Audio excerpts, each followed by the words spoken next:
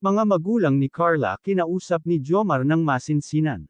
Isang mapagpalang araw sa inyong lahat mga kalingap.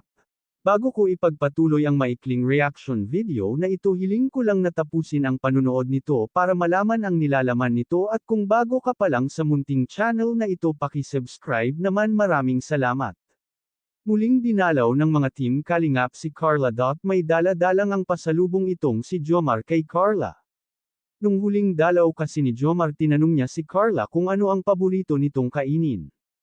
Sinabi ni Carla na paborito niya ay chocolate, kaya binigyan ni Jomar si Carla ng maraming chocolate. Nahihiya pa nga ang dalaga na abutin ito kay Jomar.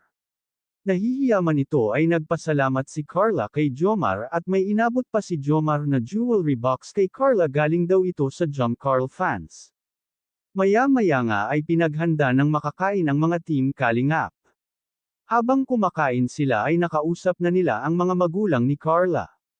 Ang nanay ni Carla ay ayaw din humarap sa camera at nahihiya din ito magpakita ng mukha, kaya masabi ng team kalingap na nagmana itong si Carla sa kanyang ina. Doon nga kwento ng mga magulang ni Carla na nakaranas na rin daw magtrabaho si Carla sa kantin. At kung pasukan na si Carla na rin daw ang bumibili ng pangangailangan nito sa paaralan, at walang-wala daw talaga silang panggastos. Kaya si Carla na lang daw ang gumagawa ng paraan kung paano siya makapasok sa paaralan.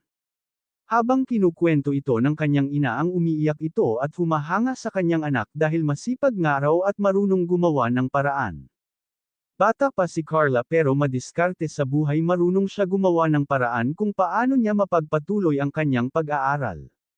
Ang ama naman ni Carla ay nangingisda ito, at minsan daw pag matumal ang panghuhuli ng mga isda ay wala daw siyang maiuwi. Yun lang daw kasi ang alam niyang trabaho. Bago tayo magtapos, huwag natin kalimutan suportahan ang ama ng kalingap na si Val Santos Matubang at si Kalingap Rab. Hanggang dito na lang ang update ko mga kalingap. Maraming salamat at God bless sa inyong lahat.